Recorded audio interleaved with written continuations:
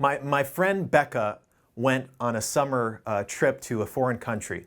And on this trip, she went to the grocery store one day, and somebody asked her the question you were like never supposed to ask a lady. They asked this question, how far along are you? When is the baby due? And my friend Becca's just like, I am not pregnant. And so this guy at the store is like, oh, I'm so sorry, so embarrassed. She's like, that's all right.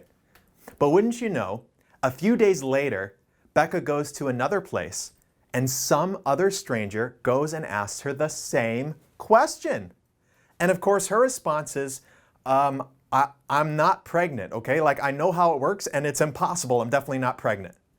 But as the summer is continuing, she notices that her stomach is noticeably growing.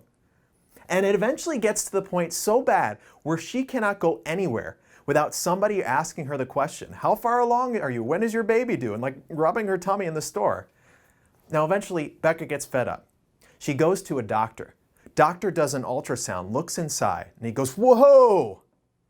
Becca had a large ovarian cyst, a buildup of tissue in her ovaries that was, I guess, freakishly large from what these would normally be.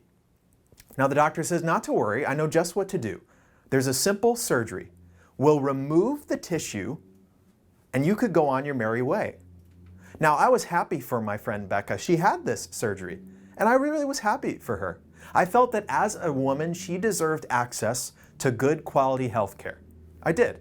I felt that she didn't need to be burdened with the emotional discomfort of people judging her everywhere she went, or even the physical discomfort that went along with that situation.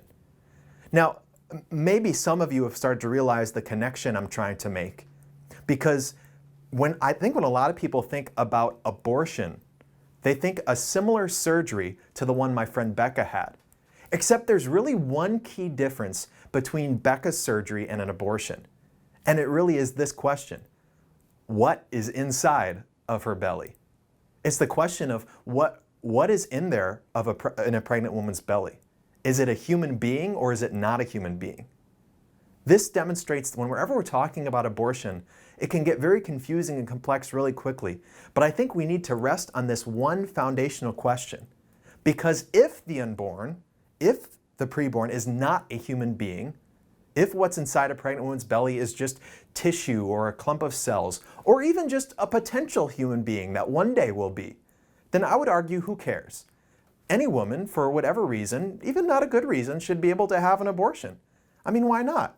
That would be like me protesting outside of your dentist saying you can't get your tooth pulled. However, if the preborn is actually a human being, then no reason, however understandably serious the circumstances are around it, no reason for abortion is justifiable because, whoa, now you're talking about another person. Now we're talking about a baby.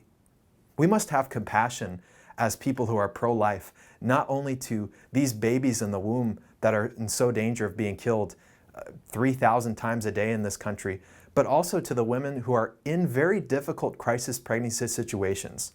And we need to do everything we can to help and support them, understanding that they are as valuable as the baby in their womb, and that we love them both as the Catholic Church.